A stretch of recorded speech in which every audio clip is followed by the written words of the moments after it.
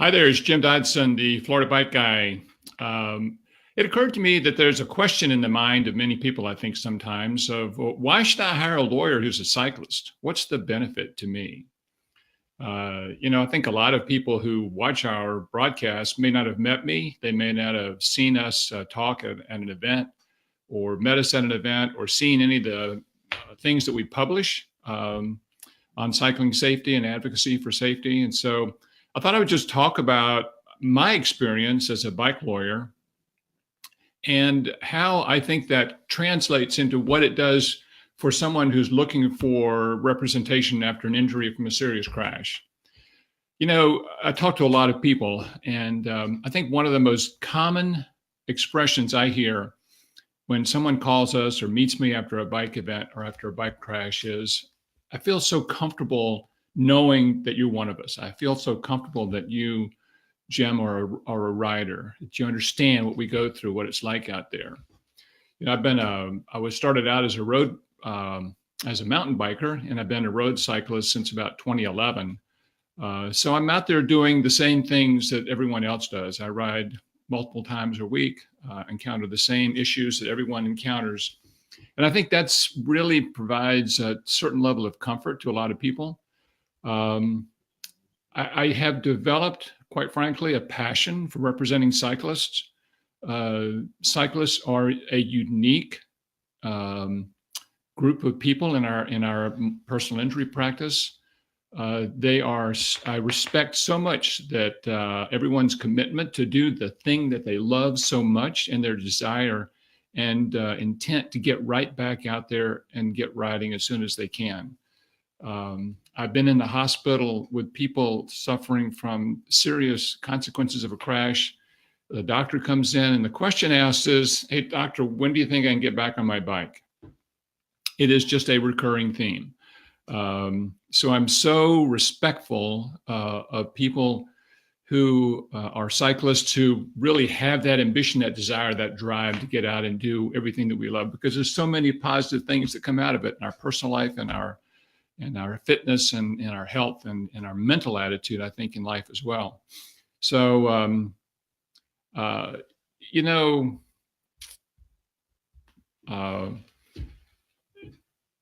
one of the things that comes out of representing cyclists is that we see a volume of cases. We see, although I'm not a high volume practice, but when you represent multiple cyclists over the course of a year, you see many of the recurring types of injuries and the consequences of the injuries that we run into, concussions, unfortunately, AC joint separations in the shoulder, clavicle fractures, pelvic fractures, ankle and other fractures. We see a lot of those because they're sort of a common type of injury in a cycling crash. And one of the advantages from my perspective, not that someone has that injury, but our ability to see so much of that is that we continually do research. We have, I think, a significant database and research on concussions, for instance.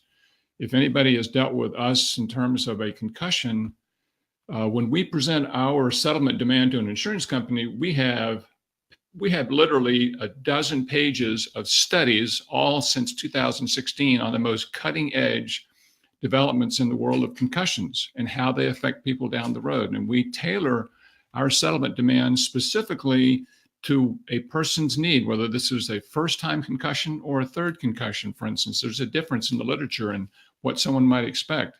What happens to someone after they have an AC joint separation with or without surgery? What are the likelihood that that person may develop post-traumatic arthritis in the future? The same issue with a pelvic fracture or some other fracture of the joint. There's significant research that says when you have those types of injuries, there's a likelihood of some things happening in the future that we articulate to a claims adjuster to make sure they understand the full nature of the injury. We like to say that claims adjusters tend to look at a claim like a photograph, like a snapshot in time. And we are always reminding them that someone's injury is like a motion picture. It is a moving event. You have the now and you have the future. And what we are always talking about is, what does the future hold? What's the most likely outcome for someone 5 years from now, 10 years from now? How does that affect what we ought to be doing right now in terms of trying to get the most advantageous settlement for them? I think another thing too is that being a cyclist, I understand the mechanics of how people ride. I had one case years ago that my client was in the road, and a witness and the police report wanted to indicate that my client was actually riding on the sidewalk. And since being a cyclist, it's like I was able to convince the officer and the adjuster, quite frankly, that no serious cyclist riding a carbon frame $4,000 bike is going to bump up and down sidewalks on a route like that. So, being out there and doing what we do, it makes a difference in terms of our ability to communicate the position of the cyclist to those that need to understand the mechanics of what happened and how to put an accident together and what the mechanics were causing it. I understand as well, the effect of not being able to do what you love to do for weeks or months at a time. Being ordered by the doctor or prevented, quite frankly, because of an injury from being able to get back on the bike for weeks or months or even further has a devastating effect on someone. And we, as a cyclist, I understand what that means. And we can communicate that, I think, quite effectively to someone who's trying to evaluate a case, who probably hasn't ridden a bicycle since they were in high school and doesn't really understand why someone would want to ride a bicycle 200 miles a week, So we're always trying to advocate and make them understand the passion and the commitment that people have and the loss that they have, quite frankly, if they can no longer do that, even on a temporary basis. We have this frame up that says we've got Florida covered, and I'm not sure, Katie, if that's up there while I'm talking, but one of the things that we do in our practice is a willingness to help cyclists wherever they are in Florida. This graphic that you might see really shows that some of the cities where we've represented cyclists, and this actually is a couple of years old now, but we've been asked to help cyclists in a number of cities across the state. And although my practice is located in Clearwater, we're active in terms of our involvement throughout the state and currently represent clients throughout Florida as well. So location is never an issue for having us help someone who's a cyclist throughout anywhere in Florida.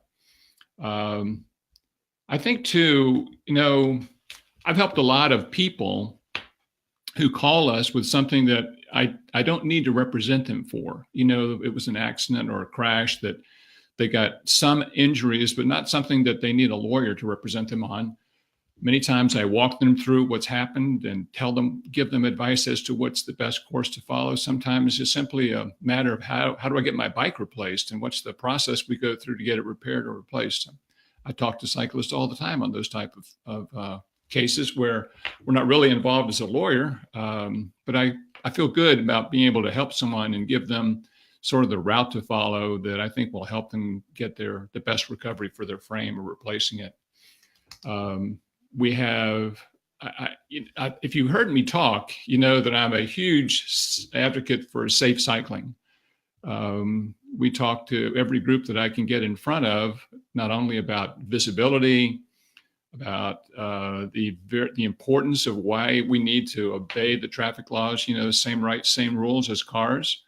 The issue of lighting front and back, visibility and clothing, the importance, quite frankly, of insuring ourselves through uninsured motorist coverage to make sure that we're protecting ourselves against those cars out there, the huge percentage, some 40% of the cars on the road with no insurance that will pay us a penny if they hurt us in a crash, and how the effect of the uninsured motorist on your auto policy covers you. So we advocate for that constantly in our conversations online and in person when we do meetings and discussions with groups throughout the state.